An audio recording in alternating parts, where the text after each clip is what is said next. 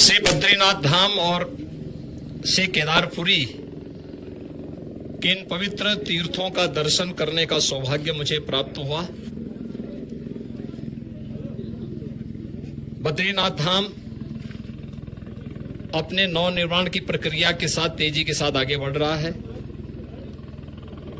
और केदारपुरी हमारे द्वादश ज्योतिर्लिंगों में से एक पवित्र ज्योतिर्लिंग पूरा देश और पूरी दुनिया में जहां कहीं भी सनातन धर्मावलंबी रहते हैं वे सभी बड़ी आस्था के साथ, बड़ी श्रद्धा के साथ इन पवित्र तीर्थों का दर्शन करने के लिए उतावला रहता है।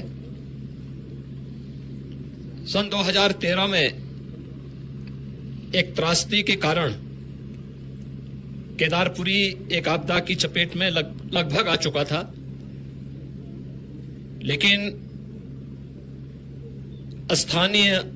लोगों के आत्मविश्वास, देश के यशस्वी प्रधानमंत्री आदरणीय मोदी जी के दृढ़ संकल्प और उनकी प्रेरणा और मार्गदर्शन में आज उत्तराखंड के हमारे दोनों ये पवित्र तीर्थ धाम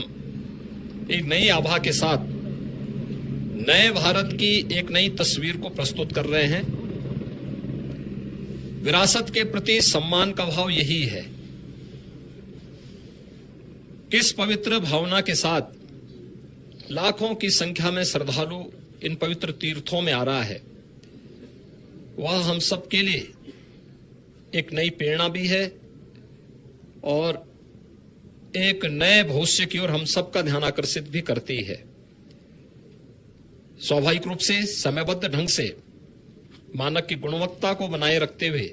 जिस तत्परता के साथ यहां पे कार्य चल रहा है,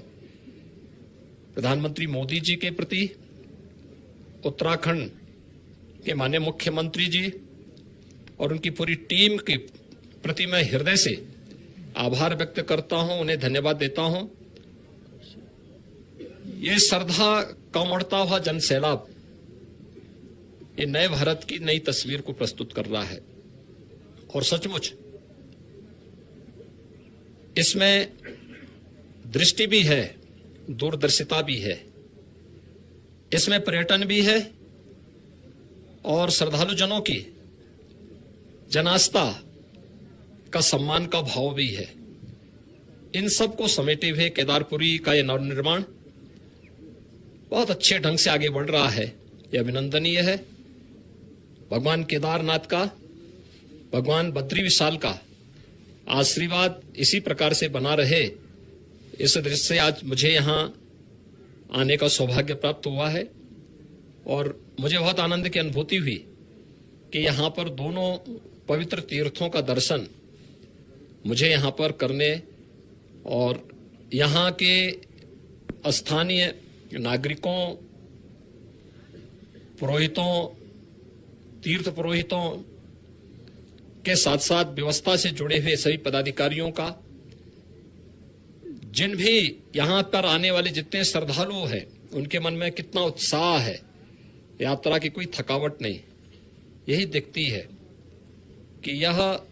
तीर्थ स्थल आस्था के साथ साथ राष्ट्रीय एकात्मता के भी आधार है। सुदूर दक्षिण से भी,